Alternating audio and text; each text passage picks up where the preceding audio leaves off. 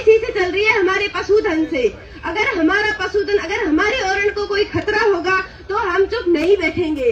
हमारे पूर्वज जो है उन्होंने पशुधन पशु पाला और उसी से ही उन्होंने अपनी आगे की जिंदगी बिताई। हम जो आज है, मतलब हमारे बड़े बुजुर्ग जो कि सेवा तला जैसे कालरा कुआ वहाँ पे रहते थे, उनके पास सिर्फ और सिर्फ पशुधन था और उन्होंने उसी से अपना गुजारा किया और आज उनकी वजह से ही हम अपन इस जमीन पे बैठे हैं, इस पावन धरा पे बैठे हैं। अगर आज अपनी इस पावन धरा को कोई नुकसान पहुंचाएगा तो हम चुप नहीं बैठेंगे।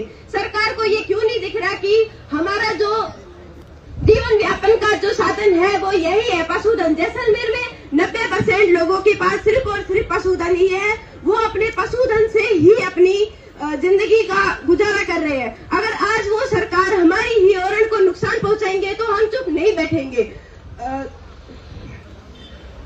बीजेपी और कांग्रेस है वो आज अगर हमारा साथ नहीं देगी तो हम उनका भी साथ नहीं देंगे। आज उनको हमारा साथ देना ही पड़ेगा। हमारे जो लोग हैं, हमारे भाई बहन है, वो पैदल यात्रा कर रहे हैं, वो इतनी धूप में इतना संघर्ष कर रहे हैं, वो सिर्फ अपने जीवन के लिए कर रहे हैं, तो हम उनका साथ देंगे। नारी शक्ति भी बोलेगी।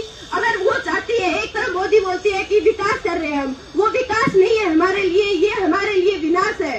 अगर बेटी को बढ़ाना है तो फिर हमारे माँ बाप के पास इतना बुद्धि है, क्योंकि सरकारी नौकरी इतनी ज्यादा नहीं है यहाँ पर पशुधन ही है जो सबका मेन वो है जीवन व्यापन का साधन। तो अगर हमारी ही ओरण को नुकसान होगा तो हमारे पशुधन कहाँ जाएंगे? हमारे पशुधन को जगह नहीं मिलेगी, वो मर जाएंगे। अगर वो नहीं रहेंगे तो हम कहाँ जाएंगे? हमारे जीवन का साधन एक यही है, हमारे पास खेती है, हमारे पास पशुधन है।